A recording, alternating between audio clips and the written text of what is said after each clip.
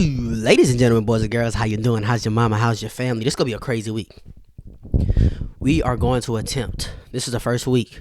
This is the first video of the week. We are going to attempt to upload twice a day this week. But look, how you doing? How's your mama? How's your family? I'm here to give my definite breakdown and prediction of Merab Nurmagomedov versus Umar Nurmagomedov. Now,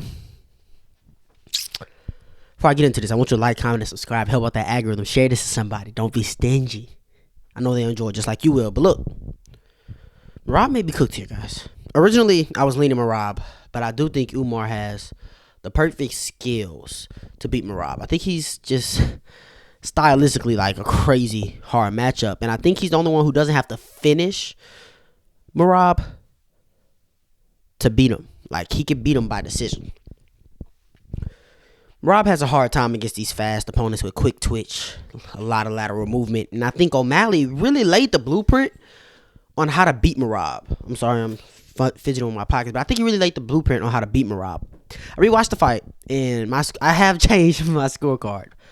Instead of 49, 46, 48, 47, I gave Merab I gave O'Malley 3 and 5, but one was interesting, one was close.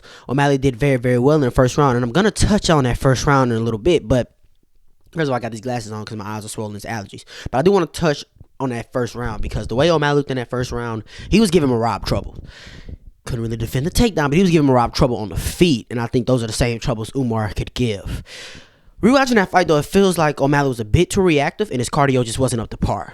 And he was touching here and there, but it looked like he was really trying to pull Merab in for that one big shot like he did Aljo, and Merab never really took the bait.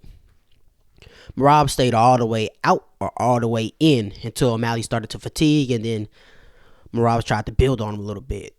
O'Malley looked really well in the first round, though. Like, I feel like he was waiting on Merab to shoot, letting Merab control the pace, and that was the mistake that the true mistake that he made. He actually had Merab's respect in this fight, like on the feet. Merab was not his normal alien-like self, crazy, pace, crazy, because he had respect for O'Malley's speed and power, but O'Malley did not have his foot on the gas enough, if you ask me. But I said Sean O'Malley's cardio wasn't up to par, and his takedown defense wasn't up to par as well, if I'm being honest. His reaction timing he wasn't ready for the speed and depth of Merab's shots. He never got his hands where they needed to be. Merab was already deep. He never got his hips back. He never stuffed the head. When Merab got his hands locked, O'Malley just almost accepted that he was going down. And since he was trying to pull Merab into that one big shot, Merab would keep Sean's hands high with the high jab or the jab 1-2, or keep him busy up here just so his hands are up, and then I'm going to change levels. And Merab Sean couldn't stop it. Now, although I don't think Merab dominated Sean, he did a great job of looking like he was in control of the fight. Sean faded super quick in this fight. 3 minutes left in the second round. I remember because I put it in my notes. Sean shot a right hand, overextended badly. It was pretty slow. It was pretty sloppy. It was telegraphed. He got taken down. There was little resistance. In the second round, O'Malley was gassed. Now, he was able to still persevere in the third and the fifth. Like, he was still fighting, but that lateral movement was going, that fast twitch, the feint. He was very flat-footed, standing right in front of Merab, and that's just an easy fight for Merab. And when I look at Umar, I see similar style of striking. Umar doesn't have as much power or precision, but it's not that far off from O'Malley. I mean, contrary to what people believe, O'Malley doesn't really have that one-hitter quitter. He just doesn't. But he's always on his bike. He's always throwing with volume, and he's sharpshooting. He's being fast. He's staying nimble. And I see a fighter in Umar who he won't fade from a wrestling pace. Sean isn't accustomed to a wrestling pace, so it's not hard that the usual high-volume striking guy faded when the wrestling was involved. Umar will have much better takedown defense than Sean, and I think that he'll have great success on the feet as well. I mean, he had Corey Sahan get damn near frozen on the feet. He was much faster than Corey, and it really took us by surprise. I think Umar keeps his striking only, uses his wrestling when he wants to reverse positions or the clinch or create potential scrambles to get back on the feet. Maybe use some trips. Umar throws to land. He doesn't really get caught up in finding the money shot to find the KO. He just wants to land punches and bunches and get back to range. Tim Welch was in the corner after the second round telling Sean, hey, we don't have to knock him out. Stay at range. Dictate the pace. blah, blah, blah. But at that point, Sean's pop was gone, and he was still landing some good shots on Merab, especially in that third round. But the pop was gone. He wasn't feigning. He was just tired. Umar was probably going to invest in the body as well. He's still severely underrated when it comes to the feet. Like, rewatch the Corey Sandhagen fight. Like, he had Corey frozen. He had him frozen. I think he can go tit for tat in the kickbox with anybody at bantamweight. Another point I want to make is, look at Umar's gym. He's getting beat up and out grappled in the gym. So under the bright lights, nothing will surprise him. I mean, he'll be ready for every grappling position possible.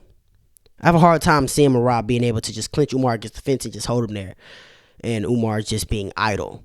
Team of B's best grappling positions are close, on the fence, clinch-like situations. So I'm looking at cardio. I'm looking at grappling defense, which I feel will be his number one goal to establish, because he wants to beat Merab up easily at range, but also grappling offense along with scramble ability. I see speed. I see super fast combinations that'll likely end with a low kick or a kick to the body to slow Merab down. I think Merab will be forced to panic wrestle in this fight because the speed and the movement, there's gonna be a major gap in it. So I see O'Malley's mobility, the same mobility that Sean used and was giving Merab's problem on the feet. I could see Umar keeping that up for a longer amount of time and not it being gone in the second round. A wrestling pace won't hinder Umar's ability as much as it did Sean.